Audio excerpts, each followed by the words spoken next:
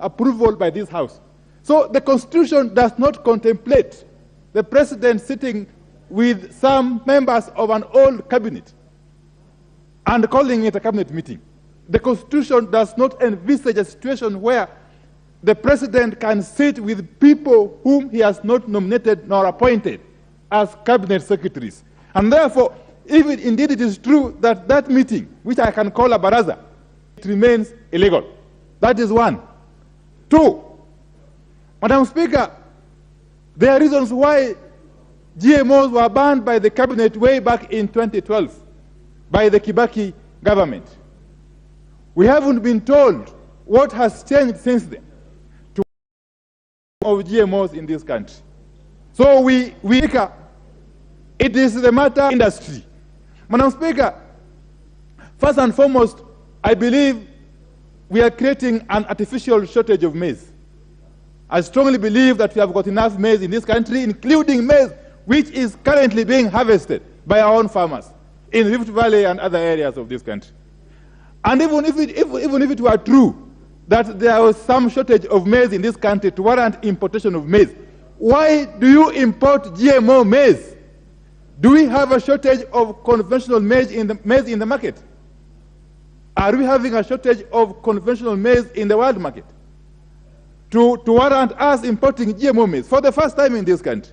And secondly, Madam Speaker, secondly, this importation of the 10 million bags or so of maize, when was it sanctioned? By who?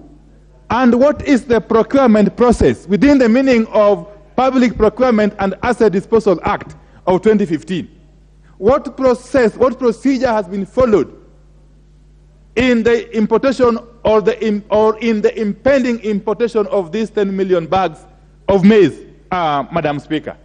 Could we be creating an artificial shortage, creating a crisis to enable racketeers to start benefiting from issues that actually are of great concern to the country? As Honorable Janet was saying a while ago, there are reports that already maize has docked in Mombasa. When was this maize imported? When was the procurement done? From who? At what cost, Madam Speaker? Madam Speaker, as we speak, farmers in Rift Valley are facing a serious threat of being left with their maize in their homes or in their farms. Because if you bring in this maize, Madam Speaker, and somebody is saying that farmers are hoarding maize, farmers are not mad. They are not crazy to hoard maize for nothing. Every other farmer would want to sell their produce to get money. Farmers have got no school fees. Farmers are having problems. No one in their right senses would hoard maize or any other commodity if they can sell it and get money. And therefore, I thought that this government was going to come to their aid. But how wrong was I? How wrong was I? Your time is up. Your time is up. Every other member is 5 minutes. Only the two co-movers had 10 minutes. Honorable Pio and I will add you 2 minutes. Madam Speaker, I was just saying that I had hoped, given the rhetoric that brought this government into being or into office, that they would do the noblest of things and protect our farmers. But if in the first 60 days in office, the first targets, the first victims of this government are farmers, the first victims of this government, which came into power on the basis of hustler empowerment, is farmers. Farmers in Western Kenya, farmers in Rift Valley, farmers in Nyanza. Madam Speaker, how callous can the government be to subject farmers, hapless farmers, to this kind of misery, Madam Speaker? So members need to stand firm and defend our own farmers and call out the Cabinet Secretary for Trade and Industry. A cabinet is such an important institution that we cannot extend jokes and juvenile pranks, Madam Speaker. Madam Speaker, Cabinet Secretaries swear to uphold the Constitution and protect the dignity of the offices that they hold. And therefore, I will fully support any effort or any initiative to rein in such cabinet secretaries that will subject this country to unnecessary ridicule. Thank you, Madam Speaker. All right. This chance will go to the member for Kangema, Honorable Peter Kiungi.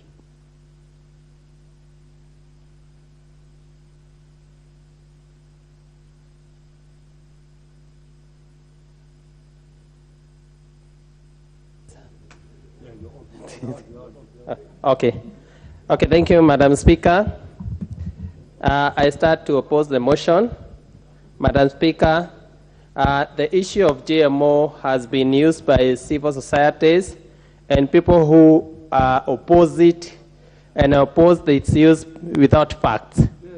Madam Speaker, we have to start with our country. In 1984, I was a young boy when the country was at a high drought, and the country we were supplied with yellow maize. Everybody was opposing yellow maize. But why do you allow our people to die? Just for the fact that you are proud that you don't want to eat yellow maize, and it's eaten all over the world. Madam Speaker, we want to say that the issue of GMO, it has been exaggerated. Nobody has fact.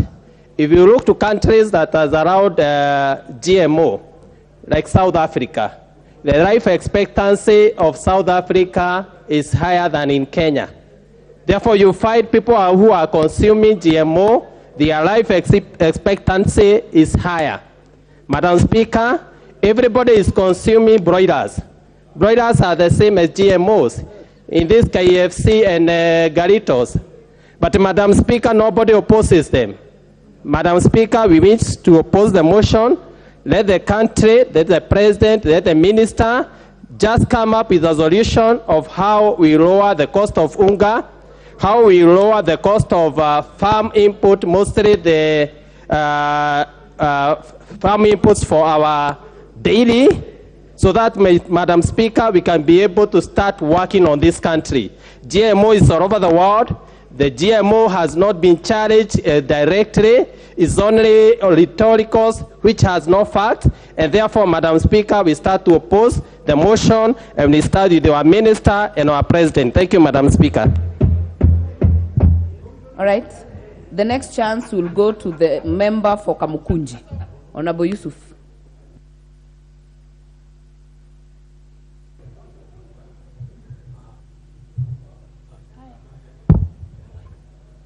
Thank you, Madam Speaker.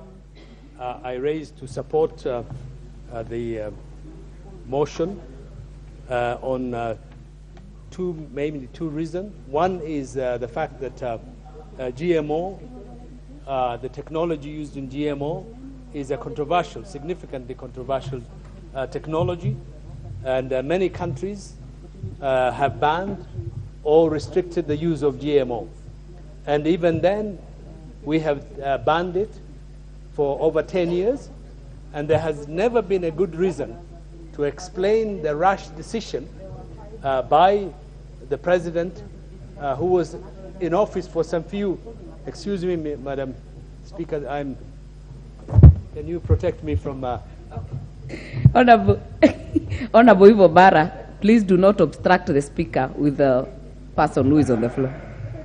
And even if you look, the president was hardly in office, maybe for 6 weeks, when he called the so-called meeting of the cabinet ministers and unbanned the use of GMO. There was absolutely no review, no explanation given as to why 10 years ago it was bad and it should be banned, and now that decision has been reversed. There has been no public debate, no discussion, no engagement. And therefore, the use of GMO is something that is so important that it cannot be left to a president, to a cabinet of some few ministers, or any other person. It is something that concerns all of us, and we should be able to engage and debate, and also ask the difficult questions. Why do we unban it now? What is the reason for it? It sounds very fishy. It sounds smelly. It sounds stinking in some ways, because it appears as if there is an attempt to use the problem of drought in our country as a pretext to bring these particular crops into our country through the back door. The second problem related to GMO is the cross-fertilization, the cross-pollination seeds. And these seeds are controlled and produced by big biotechnical transnational companies that are abroad. And those seeds are going to be very expensive, first of all. The growers have no rights, and they're going to devastate the local crops, the traditional cultural crops that our peasants and our farmers can plant. And therefore, this would be quite a devastating